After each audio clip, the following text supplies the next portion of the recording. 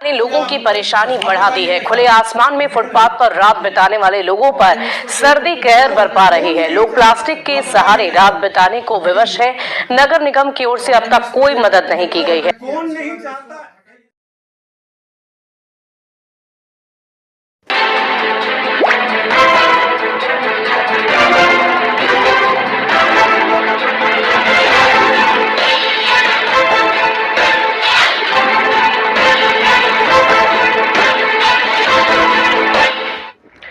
बिहार में मौसम के मिजाज में थोड़ा बदलाव देखने को मिल रहा है। हालांकि लोगों को फिलहाल कनकनी से राहत नहीं मिल रही है। मौसम विभाग के अनुसार अगले 48 घंटे में न्यूनतम तापमान में 2 से 3 डिग्री सेल्सियस की बढ़ोतरी देखने को मिल सकती है, जिनसे पारा चढ़ेगा, जबकि रात के वक्त ठंड में महसूस की जाएगी।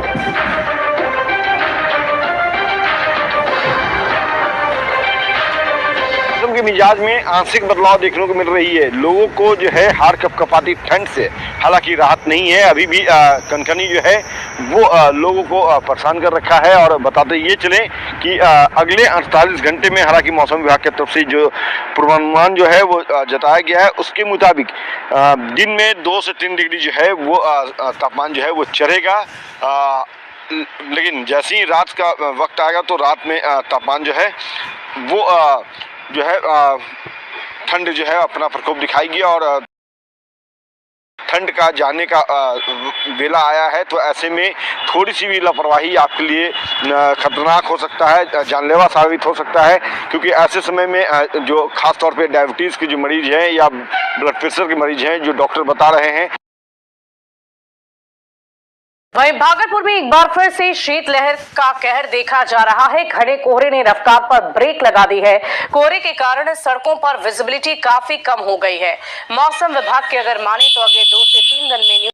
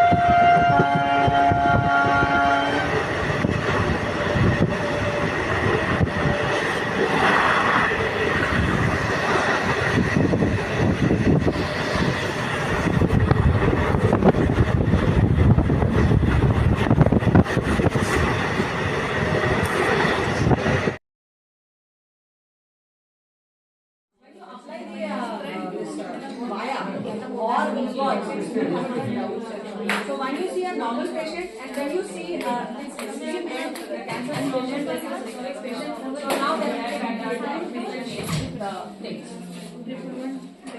और डॉक्टर जो ट्रेंड नहीं है वो लोग भी ट्रेंड हो जाएंगे इसके माध्यम से। और इसके अलावा हम लोगों का वेदांता के साथ में एक टॉक भी है, जिसमें ब्रेस्ट कैंसर अवेयरनेस के लिए भी जो है डॉक्टर हैं वहाँ वेदांता से आई हैं, डॉक्टर श्वेता राय और डॉक्टर निहारिका राय, इनका भी टॉक होगा। और ये हम लोगों को ट्रेन करने के लिए आई हुई हैं कि किस टाइप के लीजन्स को हम लोग क्या करेंगे, ताकि और डिटेल्स में सारे लोग इस चीज़ को समझ सकें। तो इसके लिए हम लोगों ने इस कार्यशाला का आयोजन किया है, जिससे कि हम लोग इस कैंसर के प्रिवेंशन के लिए इस महीने जो 4 फरवरी है हमारा कैंसर डे मनाया जाता है, जिसमें हम लोग प्रिवेंट कर सकें, जागरूक कर सकें आम लोगों को भी और हमारे डॉक्टर्स को भी इस बात की जानकारी दें, ताकि वो लोग जो है इसका उपयोग करें। मशीन एक सिंपल सा मशीन है जिससे हम काफ़ी कुछ कर सकते हैं। मैं doctor Varsha Sinha, Bhagalpur obs gynae society की सेक्रेटरी हूँ, और हम लोगों ने ये आयोजन रखा है ताकि हमारे डॉक्टर्स, हमारे पेशेंट्स सभी लोग इससे बेनिफिट हो सकें। सुल्तानगंज थाना क्षेत्र के मुंशी पट्टी गांव से पुलिस ने भारी मात्रा में गांजा व 2 तस्कर को गिरफ्तार किया है। डीएसपी चांदू चोरी छिनतई के हॉटस्पॉट पर छापेमारी की जारी है। जो 20 जनवरी 2025 को गुप्त सूचना मिली कि सुल्तानगंज थाना अंतर्गत मुंशी पट्टी के रहने वाले मुकेश मंडल, विकास कुमार एवं सुनील मंडल गांजा की तस्करी करते हैं। सूचना के आधार पर सत्यापन में आवश्यक कार्रवाई हेतु थानाध्यक्ष विवेक कुमार जायसवाल के नेतृत्व में छापेमारी दल का गठन करते हुए मुकेश मंडल के घर विधिवत छापेमारी की गई, जहां से 61 किलो 150 ग्राम गांजा जब्त किया गया तथा विकास कुमार एवं सुनील कुमार को गिरफ्तार किया गया और मुकेश कुमार मंडल की गिरफ्तारी के लिए छापेमारी की जा रही है। अधीक्षक भागलपुर और नगर पुलिस अधीक्षक भागलपुर के दिशा निर्देश और नेतृत्व में भागलपुर पुलिस लगातार मादक पदार्थ, आर्म्स और शराब की आदि की बरामदगी हेतु लगातार गश्ती छापेमारी कर रही है। इसी क्रम में आज दिनांक 20/1/25 को गुप्त सूचना मिली कि सुल्तानगंज थाना अंतर्गत मुंशी पट्टी के रहने वाले मुकेश मंडल, विकास कुमार और सुनील मंडल जो कि गांजा की तस्करी कर रहे हैं। सूचना के सत्यापन और आवश्यक कार्रवाई हेतु मुकेश मंडल के घर विधिवत छापेमारी की गई, जहां से कुल 61 किलो 150 ग्राम गांजा जब्त किया गया और इसके साथ विकास कुमार एवं सुनील कुमार को भी गिरफ्तार किया गया। गिरफ्तार व्यक्तियों का विवरण इस तरह है। विकास कुमार पिता कार्यलाल मंडल, दूसरे सुनील मंडल पिता बिंदेश्वरी मंडल, दोनों मुंशी पट्टी थाना सुल्तानगंज जिला भागलपुर। वारंट के संदर्भ में तो अभी आपको बताया ही है कि लगातार एस ड्राइव से कई हज़ार वारंट्स के निष्पादन हुए हैं, कुर्कियाँ हुई हैं, इश्तिहारता मिला हुए हैं और बहुत अभियुक्तों के द्वारा माननीय न्यायालय के समक्ष उसमें सरेंडर करके रिकॉल भी दिए गए हैं।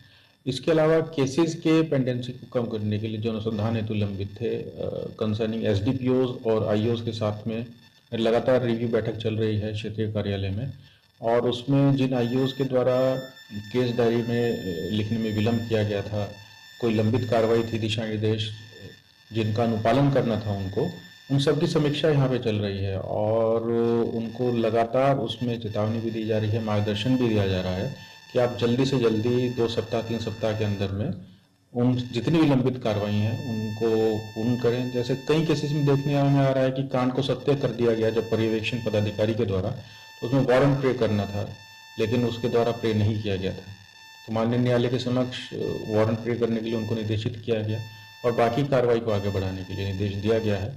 कई जगह पर प्रोग्रेस हुई है लेकिन अभी जिस तरह से समीक्षा चल रही है हमें उम्मीद है कि जल्दी आगे अच्छे से अच्छे। शासन के आदेश पर भागलपुर नगर निगम के द्वारा लगातार भागलपुर शहर को अतिक्रमण मुक्त कराया जा रहा है।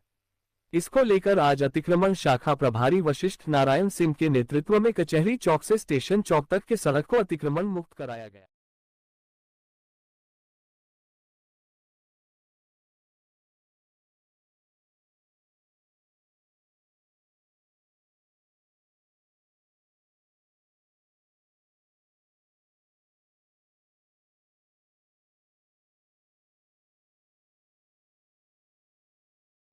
फाइन भी किया जा रहा है कचहरी चौक से यहाँ स्टेशन तक गाड़ी का हथियार होते हुए जिला प्रशासन के आदेशानुसार चल रहा है। फाइन भी काट रहे हैं। हाँ, क्या अपील करना चाह रहे सर लोगों से? यही लोगों को अपील करना चाह रहे हैं कि वो रोड और नाले पे दुकान नहीं लगाए, अन्यथा लगाएंगे तो उस पर कानूनी कार्रवाई होगी।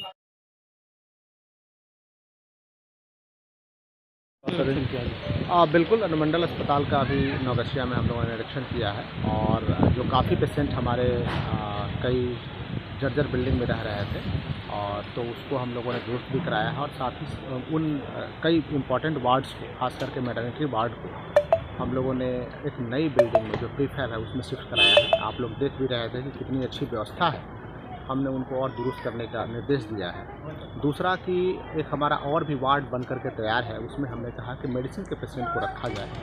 थर्ड, एक बड़ी समस्या थी कि कई बार किसी व्यक्ति की मृत्यु हो जाती है तो उनके लिए हमारे पास कोई बड़ा कमरा अलग से नहीं था। एक कमरा है, पोस्टमार्टम रूम है, उसी में रखते थे, लेकिन हमने कहा एक कमरा भी अलग से निर्माण किया जाए और उनके अटेंडेंट को रुकने के लिए भी एक शेड निर्माण कर दिया जाए ताकि आम लोगों को काफ़ी सुविधा है। तो लावारिस इलाज ऐसे पदार्थ को व्यवस्थित करने के लिए जगह नहीं है और न उसका सामान है मशीन। नहीं, उसके लिए है कि हमारे पास जो पोस्टमार्टम रूम है उसमें रखते थे, लेकिन उससे पहले भी हमने कहा ये कमरे का निर्माण हो जाए ताकि लोगों को अच्छा रहे, लोगों को सुविधा मिल सके। दूसरा डीप फ्रीजर की व्यवस्था करने के लिए भी मैंने निर्देश दिया है और इसे कराया। सर बगल में शिशु अस्पताल बन रहा है, उसको कब तक चालू होने की कब तक और शिशु और अस्पताल जो हमारा है अभी जो हम लोगों ने मैटरनिटी वार्ड में शिफ्ट किया है उसी में हमने कहा शिशु को अलग से रखिए, क्योंकि माँ और बच्चे दोनों साथ ही रहते हैं। उसी में मैंने निर्देश दिया है कि नई बिल्डिंग में ही रखेंगे। दूसरा आप देख रहे हैं कि वहाँ सुविधाएँ भी पहले से मौजूद हैं और उसको हम लोग दुरुस्त कर रहे हैं। सर सीटी स्कैन मशीन नहीं होने के कारण ज़्यादातर एक्सीडेंटल पेशेंट यहाँ आते हैं, उनको भागलपुर रेफ़र कर दिया जाता है। लगभग एक्सीडेंटल पेशेंट रेफ़र ही होते हैं और वहाँ रास्ते में जाम के कारण मृत्यु हो जाती है। नहीं, जाम से तो मैं सहमत नहीं हूँ, क्योंकि अभी पुल पे जाम की स्थिति नहीं रहती है। लेकिन हाँ, लेकिन ये आपका सही है मुद्दा कि सीटी स्कैन लग जाए तो लोगों को काफ़ी सुविधा होगी।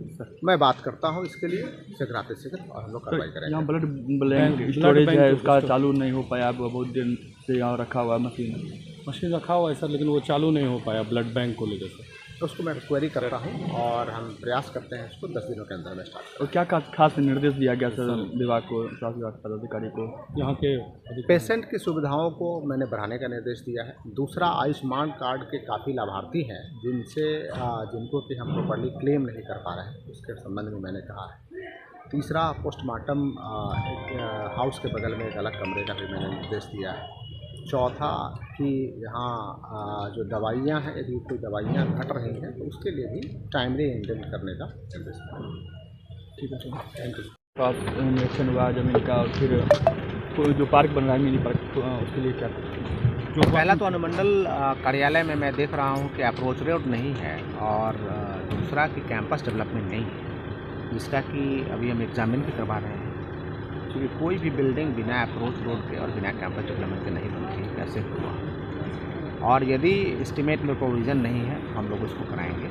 दूसरा कि अनुमंडल कार्यालय के सामने काफ़ी बड़ा ग्राउंड है, जिसको कि मैंने डेवलप करने के लिए बोला है। लोग वॉकिंग ट्रैक बना रहे हैं, लेकिन वॉकिंग ट्रैक के साथ साथ ही हमने कहा कि ऐसा शेप दिया जाए, गार्डन हो जाए, ताकि हमारे कोई भी आम जनता यहाँ आए तो उस गार्डन में बैठ करके यहाँ का आनंद भी ले सके। और फलदार वृक्ष और जो शेडी वृक्ष, छायादार वृक्ष, दोनों को लगाने के लिए मैंने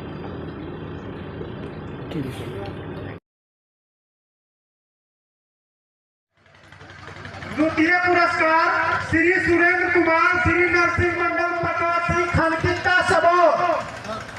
निनुआ में द्वितीय पुरस्कार श्रीमती मालती देवी।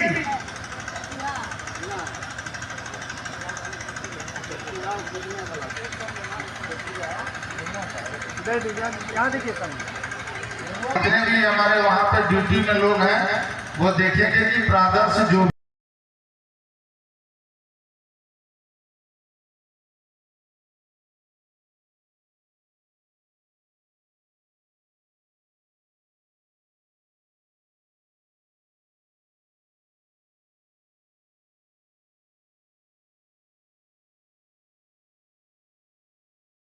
भी एक एंट्री हुआ। नरसिंह मंडल मोतीचक सुल्तानगंज।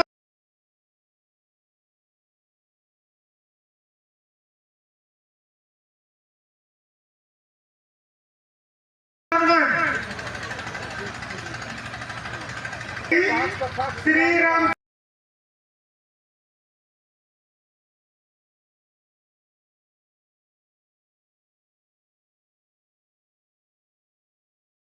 सेवक मंडल बिशनपुर नारायणपुर। श्री धनंजय कुमार सिंह।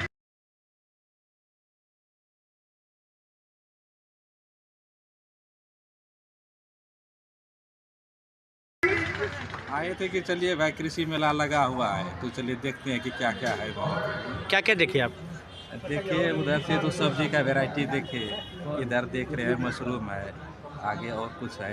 देख के हमको भी इच्छा हुआ मन में कि हम भी स्टॉल यहाँ पे लगाएं। जानकारी वाला लेट से हुआ जानकारी, आज ही पेपर देखे। कहाँ से आए हैं आप?